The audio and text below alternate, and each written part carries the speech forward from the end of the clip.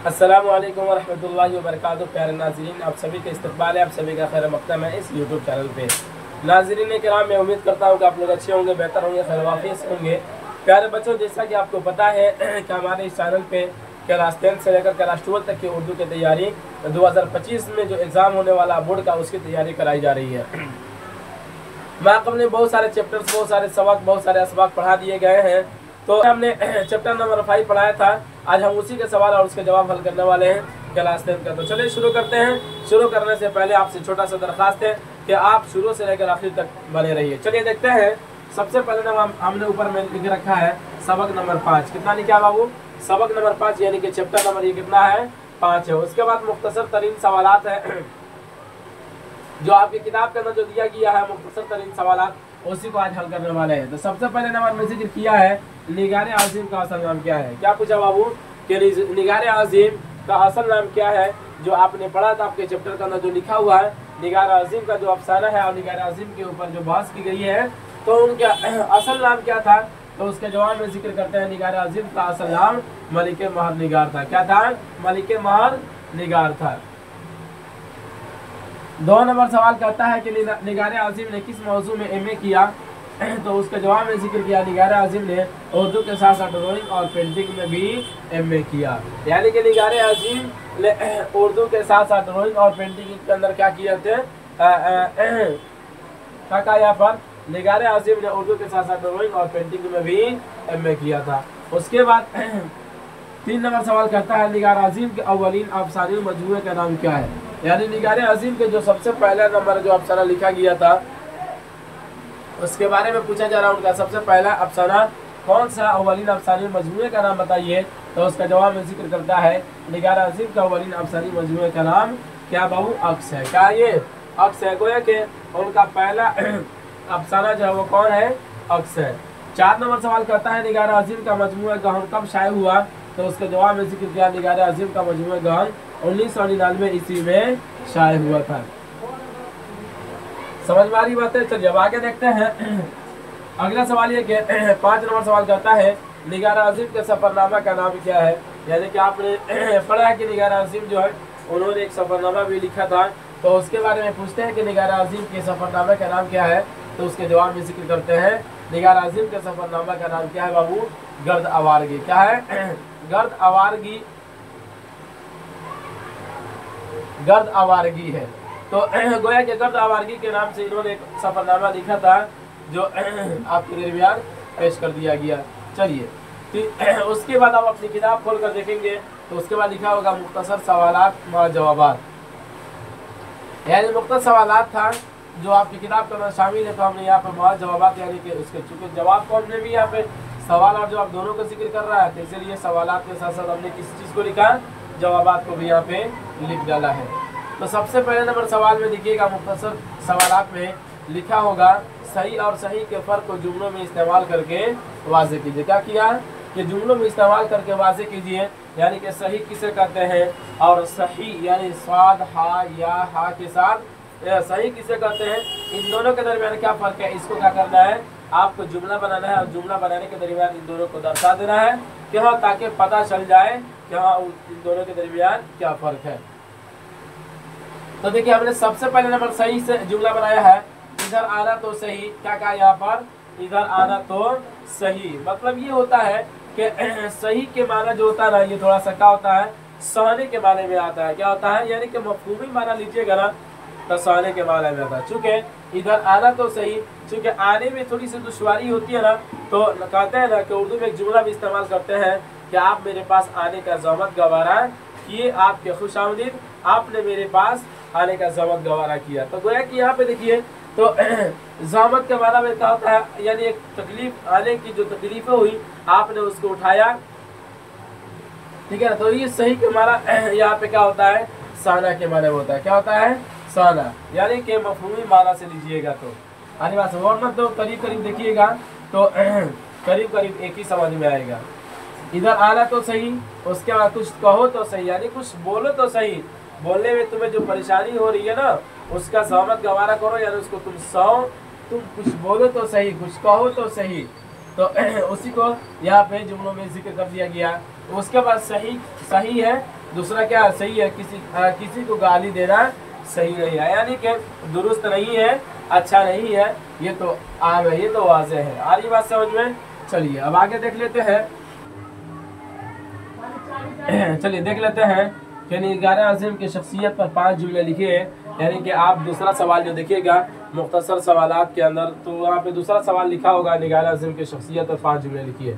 तो उसको हमने लिख रखा है कि निगार आज़म की शख्सियत का शुमार उर्दू के अहम अफसाना निगारों में होता है। यानी कि निगार आज़म जो थी ना, ये उर्दू का जो सबसे अहम लोग माने जाते थे, यानी अफसाना निगारों की दुनिया में जिन लोगों ने अपना अपना कदम जमा लिया था, जो ऊंचे पैमाने पे मारे जाते थे, उन्हीं के अंदर इनका भी शुमार होता है। और उसके बाद कहते हैं कि उन्होंने अपने अफसानों में मौजूदा दौर के उभरते हुए मसाइल हयात को फनकारी के साथ पेश किया है। यानी कि निगार अजीम जो थी ना, तो उन्होंने ये अपने अफसाने के अंदर मौजूदा दौर के अंदर जो भी उभर रहे मसाइल, यानी कि मसाइल हयात, यानी कि ज़िंदगी के अंदर जो भी मसाइल थे, जो भी परेशानियाँ थी, जो भी बातें हो रही थी ज़िंदगी के अंदर, उन्होंने बड़ी अच्छी तरीके से उसको क्या कर दिया है, पेश किया है अपने अफसानों के अंदर में। उसके बाद कहते हैं ख़ास तौर से औरतों की मज़लूमियत और उनके मसाइल को ज़ाहिरी तौर पर सामने लाई है। यानी कि कहते हैं कि ख़ास तौर से, ये तो जाहिर सी बात, ये तो बता दी है कि मसाइल हयात को मौजूदा दौर के अंदर जो भी मसाइल थे उसको इन्होंने बड़ी अच्छी तरीके से पेश किया। लेकिन कहते हैं ख़ास तौर से औरतों की मज़लूमियत और उनके मसाइल को ज़ाहिरी तौर पर सामने लाई है।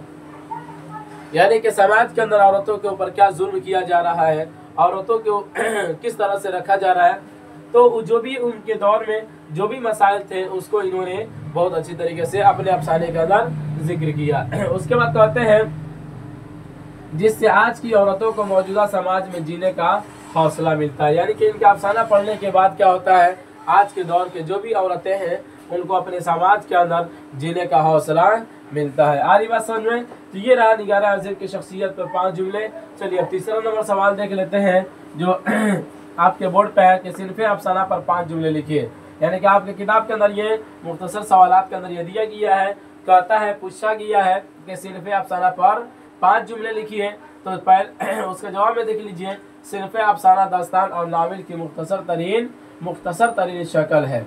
यानी क्या कहा बाबू कि अफसाना जो किस्म है ना, तो वो अफसाना दास्तान और नावल, यानी क्या कहा, दास्तान और नावल की मुख्तसर तरीन शक्ल है। क्या कहा यहाँ पे, मुख्तसर तरीन शक्ल है, यानी कि बहुत छोटा एक शक्ल, बहुत छोटा शक्ल है। बिल अल्फाज, यानी कि अल्फाज दीगर कह लिया जाए, यानी कहा जाए ये कि मुख्तसर कहानियों को ही फनी एतबार से अफसाना करते हैं। यानी कि बलफ्ज़ दीगर करते हैं ना, कि एक जुमला इस्तेमाल करते हैं बलफ्ज़ दीगर, उसी को कहा बिल अल्फाज दीगर, उसी को करिए बलफ्ज़ दीगर, ठीक है ना। ये कह लिया जाए, यानी कि ये कहा जाए कि मुख्तसर कहानियों को ही फनी एतबार से अफसाना कहते हैं। यानी कि जो भी छोटा कहानी होता है ना, उसी को फन के एतबार से, यानी फनीयत के एतबार से उसको क्या कहते हैं, अफसाना बोला जाता है। आ रही बात समझ में? चलिए आगे बढ़ते हैं।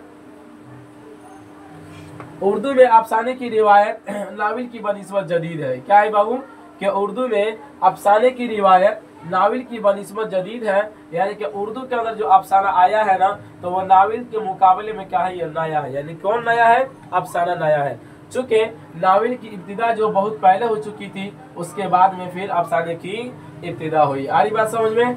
आगे बढ़ते हैं। नावल में किसी शख्स की ज़िंदगी की मुकम्मल अक्कासी होती है, जबकि अफसाने में किसी शख्स की ज़िंदगी के एक पहलू को पेश किया जाता है। क्या कहा बाबू कि नावल के अंदर क्या होता है कि जिस भी शख्स के बारे में अगर नावल लिखा जा रहा है तो उसकी पूरी ज़िंदगी के बारे में लिखा जा रहा है। लेकिन अफसाने के अंदर ऐसा नहीं होता है, बल्कि उसके ज़िंदगी के एक पहलू को लिख दिया जाता है, और नावल के अंदर उसकी पूरी ज़िंदगी मुकम्मल, उसकी पूरी ज़िंदगी लिख दी जाती है कि उन्होंने अपनी ज़िंदगी में क्या किया, नहीं किया, यानी कब क्या हुआ, नहीं हुआ। यानी कि कह लीजिए ना, पूरी उसका पूरा का पूरा उसका दास्तान नावल के अंदर लिख दिया जाता है। जबकि अफसाने के अंदर इस तरह से नहीं होता है, जिंदगी के एक पहलू को उठा लिया जाता है और उसी के ऊपर क्या कर दिया जाता है, लिखा जाता है।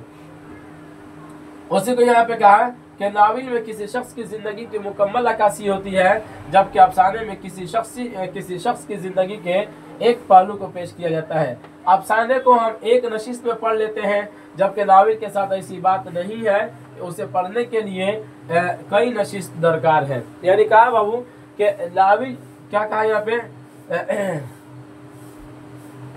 अफसाने को हम एक नशिस्त में पढ़ लेते हैं।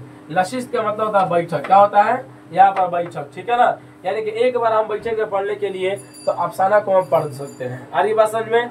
जबकि नाविल के साथ उल्टा मामला है, वो ये कि नाविल को एक बैठक में पढ़ा नहीं जा सकता, चूंकि वो लंबी लंबी कहानियां होती है और पूरी जिंदगी की वो दास्तान होता है उसके अंदर, तो उसको एक बैठक में पढ़ना मुमकिन नहीं है। जिसकी वजह से कहा गया कि अफसाना जो होता है, अफसाना को एक बैठक में पढ़ा जा सकता है और नाविल को पढ़ने के लिए कई बार बैठना पड़ेगा पढ़ने के लिए। उसी को यहाँ पे कहा कि एक ही नशिस्त में पढ़ लेते हैं, किसको, अफसाना को एक ही नशिस्त में पढ़ लेते हैं, जबकि नाविल के साथ ऐसी बात नहीं है। इसे पढ़ने के लिए कई नशिस्त दरकार है, यानी कि कई बार बैठना पड़ेगा पढ़ने के लिए। आ रही बात समझ में। तो चलिए